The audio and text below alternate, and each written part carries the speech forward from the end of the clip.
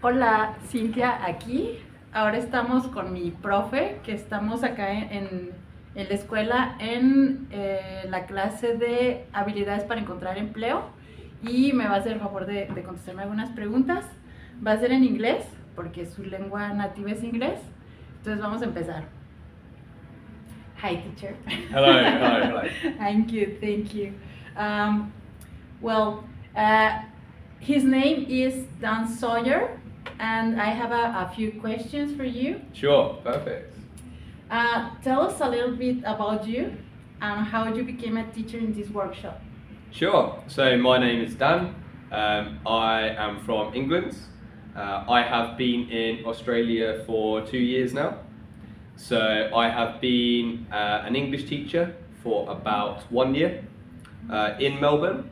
And before that, I was traveling around different parts of Australia and I have done lots of different jobs. So I worked on a farm.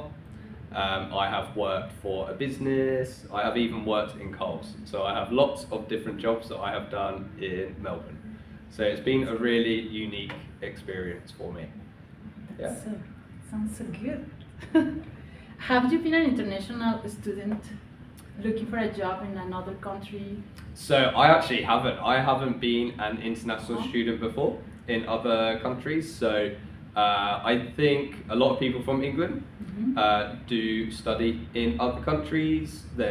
I know a few people that have studied in France and Spain. So learning French, learning Spanish.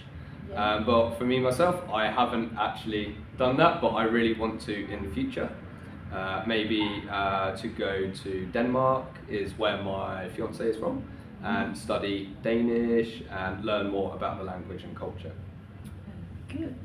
And now talking about the jobs, what is the most important step or steps when you're looking for a job as an international student? I think the most important thing, everyone always thinks it's about your language ability. Part of it is, but I think is about being yourself. So it's about finding yourself and being yourself in English. So your personality might change in English depending on your vocabulary and your understanding of the language, but I think it's very important you are yourself. Never be a robotic person who just learns words and then goes to an interview, goes to a job, goes to school, because you need context. You need to have your personality in it. And especially if you are from Latin America, you have lots of energy, lots of passion with your words, and that is important to have in English as well. So never be afraid of showing who you are in English. Good. And according to your experience, what is the most challenging about looking for a job? I think the most challenging thing about looking for a job is the different language and the culture. You know, in Australia, it's a very different culture and obviously a different language to what lots of people have in Latin America. And so their experience will be more challenging because they are not used to the process of how to find a job.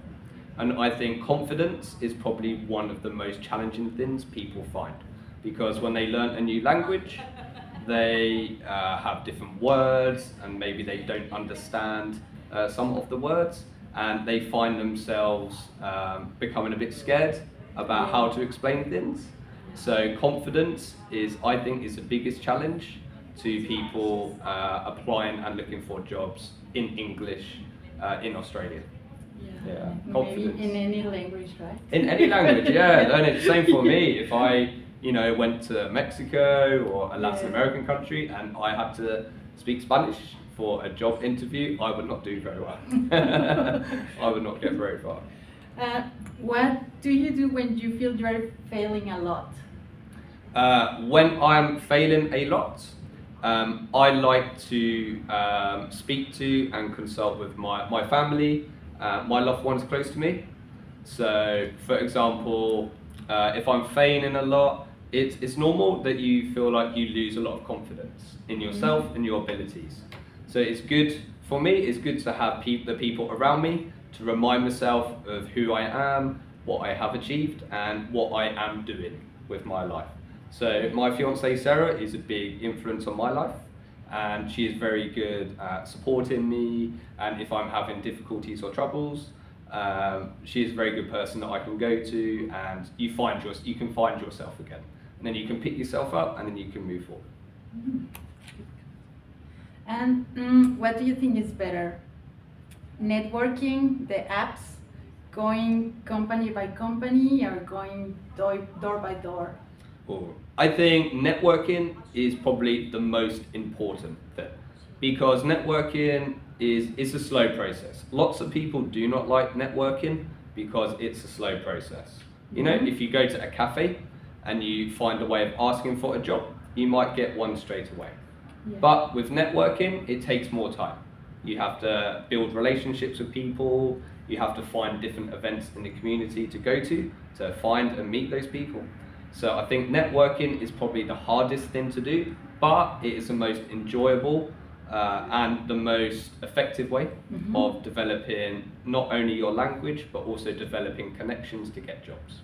Because you always have to look at the long term, what the big picture is, why are you in Australia? So if you network, you can build up relationships with different people. You will find that maybe 1 or 2 years later, when you are looking for those professional jobs, those really important jobs, those people you can go back to and say, hey, you know, I'm available now. You know, we met, and you have good relationships. That will always help you find jobs if you have good relationships. Cool. And do you have any general recommendations for a good resume? Okay, for a casual or professional resume? Casual. Okay, casual. I think most important thing on the resume, firstly, don't be too robotic.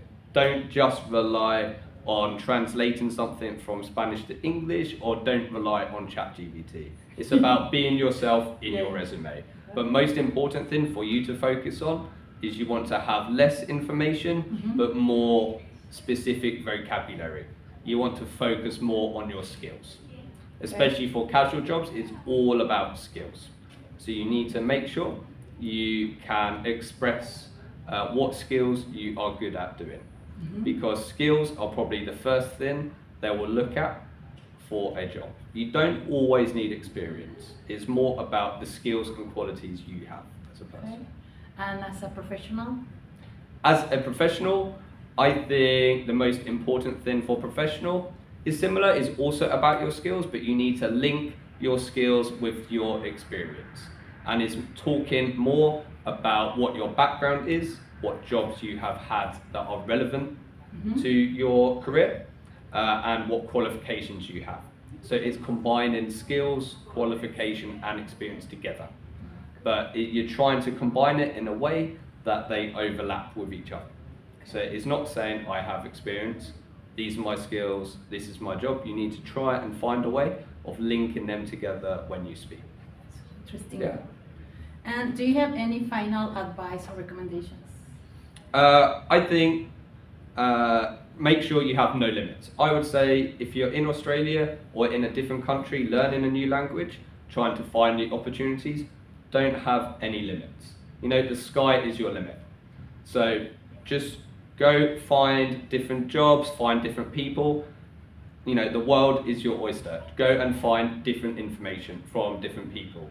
You know, always make sure you try and explore the city, you meet new people, and don't worry about your language. You know, people always worry about, oh, what about if I don't say the word correctly, or I use the wrong vocabulary? The best way is just practicing. Practicing with people, meeting new people, that will help develop your confidence and develop your personality.